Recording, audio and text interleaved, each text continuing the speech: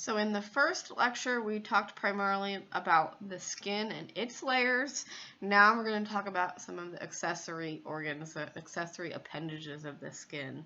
And they're all derivatives of the epidermis. And so what we're talking about are the hair and the hair follicles, your nails on your fingers and toes, and then your pseudoriferous, which are your sweat glands, and the sebaceous glands, which are your oil glands. We're going to talk about hair first. A hair is considered a pili. It's pretty flexible strands of keratinized cells, dead keratinized cells that are made up of hard keratin, which is a little more durable than soft keratin, which is what we find in the skin itself. And hair was found all over the body, except in the areas of thick skin, so palms and soles, and then also the lips, nipples, and some external genitalia. So those few areas are either areas of thick skin, where we don't find hair, or some areas of thin skin, where we don't find hair. In terms of functions for our hair, when insects land on us, our hair receptors, we have receptors that sense that can wrap around the hair follicle. It's really good protection, particularly like the hair on your head. It's great protection against sunlight. I'm always teasing my dad because he's completely bald on the top of his head that he's always got to make sure he wears hats when he goes outside, whereas I don't ever have to worry about that. It's also a nice little insulation. Obviously, hair doesn't insulate us quite as well as it insulates things like our dogs and our cats, but it does help. If you keep your head warm, generally you can stay a little bit warmer. In terms of what hair looks like, you kind of have two main areas. You have the shaft area, which is the area that's above your scalp. So a woman with really long hair has a really long shaft, and in the shaft, all the keratinization is complete. The whole kind of shaft of the hair, whole cuticle of the hair has been filled with keratin. The root is what extends below the scalp, within the scalp, or within the skin. And that is where keratinization is still going on. So the hair kind of cuticle itself is still being filled with keratin at this point. Let me go back here for a second. You'll see that the hair itself sits in this kind of almost cup-like structure, and that's what we call a hair follicle. And so the hair follicles both produce and kind of provide a nice place that enclose the whole hair. And the end at the deepest part of the hair follicle is what we call the bulb of the hair. And that's where the matrix is, where the actively dividing not skin cells are, but the actively dividing hair cells are. And so as we make new hair cells here in the matrix, the older cells get pushed upward and upward and upward until they extend past the skin and become the hair shaft. Also wrapped around these these hair follicles are what we call hair follicle receptors, or what we call sometimes the root hair plexus. If you go look at figure 5.1 again, the kind of the skin model, you'll see that the hair follicle receptor has nerve endings wrapped around it, and that is because our hair is considered a sensory touch receptor. Again, think about when something lands on you, and your hair cells kind of react to that. You'll also see something called the papilla here. This is a blood supply for the actively dividing hair matrix here. Attached to the hair follicle receptor is what we call the Erector Pili muscle. It's a band of smooth muscle that attaches to the follicle. It is smooth muscle. It's not something you have conscious control over. And if you've ever had goosebumps when you were cold, it is what is responsible for the goosebumps. And so when we get cold, the Erector Pili muscle contracts, and that raises the hair up a little bit and traps kind of the warmer air closer to our body, which helps us thermoregulate. And again, our hair doesn't help us thermoregulate that much, but it does play a role there. And again, that papilla is that nice little knot of capillaries for the giving us nice and lots of nutrients there for the hair to grow. In terms of hair color, right, hair pigments, we got all kinds of crazy ones nowadays because of dye, but primarily our hair pigments are due to the melanin pigment. Melanin comes in a couple different forms, and that's kind of what's responsible for the various different colors of hair that we see. And there's also another pigment called trichocydrin. That's what we find in red hair. And what I think is really kind of interesting is that people who have gray or white hair, they have very minimal melanin production, and so you get air bubbles in the shaft of the hair kind of coming in between where the melanin pigments would be, and so that's why hair appears gray or white. It's very common with old age for the melanin production to decrease, so very often people have the gray or white hair when they were older. My grandmother had beautiful silver hair when she was still alive, but my uncle, in fact, lost his hair in his 20s, and so he's had gray hair, white hair, beautiful actually, since his 20s. But so it's not always just an old age thing. In terms of the types of hair, right? Some hair feels different than others. Whether you have kinky hair, if you have really curly hair, your hair shafts tend to be kind of flat, kinky, kind of ribbons, whereas people who have really straight hair have really smooth follicles and shafts. But generally, we break our types of hair into two categories. Something that we call vellus hair, which is kind of that really pale, fine hair that we find sometimes on little babies and on women. And then terminal hair is the hair of the scalp, the eyebrows. It's what's responsible for men's facial hair. My dad always looks like he's got a 5 o'clock shadow, even though he'll just shave because he has really, really coarse terminal hair. And it's also the hair that we find in our axillary and pubic regions on both men and women. If we look at the nails, it's basically just a modification of the epidermis. It's hard keratin, just like the hair.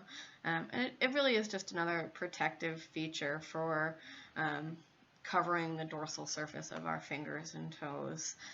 Like hair, nails have a matrix down kind of below the cuticle, and that is where the nail cells are kind of actively dividing, and as they actively divide, the nail is pushed further and further this way towards what we call the free edge. If we look at our sudoriferous glands, our sweat glands, we find sweat glands on all of the skin surfaces except the nipples and parts of some external genitalia. Most people have about 3 million sudoriferous glands. It's a lot of sweat glands. But we break them into two types. We have what we call the eccrine sweat glands and the apocrine sweat glands. And they differ in function and structure. What they have in common is that they're considered myoepithelial cells. So not just epithelial cells, but remember myo means muscle. And so upon nervous system stimulation, those kind of the myo part contracts, and that forces the sweat into the ducts. The sudoriferous glands and the sebaceous glands are both exocrine glands. So they're going to secrete into ducts and then to an exterior surface. So if we look at the eccrine glands, you can see here's the duct, and it'll take it up to the surface of the skin where it releases out a sweat pore. But here's all of the secretory cells that actually make the sweat. We tend to find these eccrine sweat glands pretty much all over. They're the most numerous of the sudoriferous glands. They're really abundant on the palms, the soles, and the forehead. That's why when you get really hot, you're always kind of wiping away your forehead because you get a lot of sweat developing there. And that's a good thing, believe it or not, because the eccrine sweat glands are one of our thermoregulatory mechanisms. And so when we get really hot, we activate the sympathetic nervous system, and that ups the production of sweat in these eccrine glands, and then that allows evaporative cooling to take place, which helps bring our body temperature back down. And in terms of what comes out of these sweat glands, that's what we're really talking about is sweat, which is mostly water, some salts. That's why your sweat is salty. It's got some antibodies in it. It's kind of neat. It's got a protein called dermacidin in it, which is an actual antibacterial substance. So your sweat has antibacterial properties. And also any kind of waste that your body can get rid of via sweat, it will get rid of via sweat. The apocrine sweat glands aren't as freely distributed. We're only going to find them in the axillary and anogenital areas. And so they secrete not only sweat, but also some lipid and protein with it. And so this is the sweat that doesn't look just like water. It's a little more viscous. And it's also what is responsible for body odor. And the sweat itself is odorless, but of course we have lots of bacteria all along our body, good bacteria primarily, but that kind of interaction between the sweat, the lipids, and the protein and the bacteria that colonize our bodies is where we get body odor from. They tend to be larger than the eccrine sweat glands, and instead of the duct connecting to a pore, what they're going to do is connect to the hair follicles. And so that's why we tend to find them in those axillary and anogenital areas. And as children, apocrine sweat glands are very much non-functional, and they don't really start functioning until we hit puberty. And what we think the apocrine glands are doing is acting kind of like a scent gland in terms of sex. I can't even think what that term is called right now with animals, pheromones. So that's kind of where we think the apocrine sweat glands are playing a role. We have a couple modified apocrine glands that we find in other places. The ceruminous glands in our ear canals is what secretes the earwax. And then the mammary glands in the breasts, they are a modified apocrine gland, and they're going to secrete milk. If we look at the sebaceous glands, these are our oil glands. Again, they're really pretty widely distributed. Pretty much any time we have hair, we're going to have sebaceous glands attached to them. Here you can see here's a eccrine gland, and here's an apocrine gland. And so here's the secretory cells of the sebaceous gland, and you can see its little duct is also going to kind of dump into the hair follicle, because what the sebaceous glands secrete is something called sebum, which is very oily, and that's what softens your hair and skin. Sebum also is bactericidal, so it has some antibacterial properties, which again is kind of neat. And like the apocrine glands, most of the sebaceous glands are pretty inactive until puberty, and then when puberty comes along, the body starts secreting some hormones that kind of turns these things on and gets them kind of more active. So that's it for function, or for accessory organs of the integumentary system. Let's briefly kind of talk about the different functions of the integumentary system.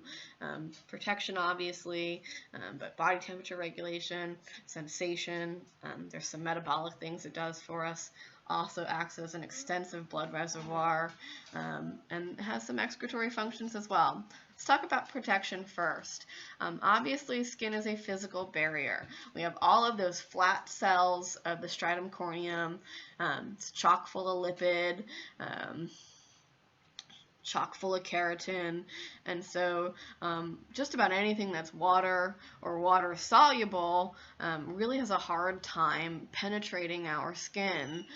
Things that are lipid soluble have a little bit of an easier time. There are some plant resins like poison ivy that can get through, some drugs that can get through, organic things, they tend to not be polar but non-polar. They tend to have penetration of our skin, and then also some of the heavy metals, things like lead, which is why lead is so bad for us and is such a problem with the water up in Flint. But there are also chemical barriers, biological barriers. I mean, we are surrounded by bacteria pretty much everywhere, but because of the different barriers that our skin gives us, we're not just constantly infected. Some of our secretions have, like the sebum, it has antibacterial properties, defensin proteins that our skin secretes that are antibacterial. Our pH our skin has something called the acid mantle. It's a very, very low pH, which prevents, most bacteria from kind of multiplying on the surface of our skin. Melanin is defense against UV. So those are all kind of chemical barriers that keep us healthy. In terms of biological, we've got immune cells. We've got the dendritic cells in the epidermis. We've got macrophages in the dermis, and they're kind of constantly on patrol looking for potentially pathogenic things so they can get rid of them.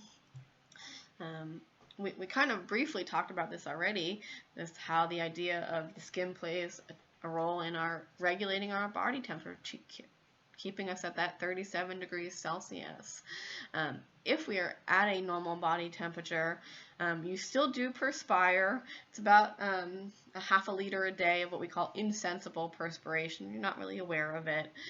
But when your body temperature does increase, when it gets hot, the blood vessels will dilate. That helps kind of route that warm blood up to the surface of the skin, so it can kind of radiate out.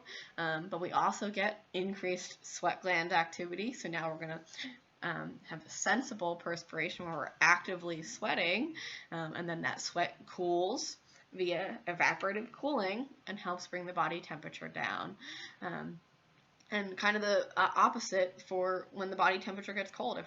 If we're going out in the cold, instead of the blood vessels in the skin dilating, the blood vessels in the dermis will actually constrict, which routes the warm blood away from the surface of the skin, where it could potentially radiate out.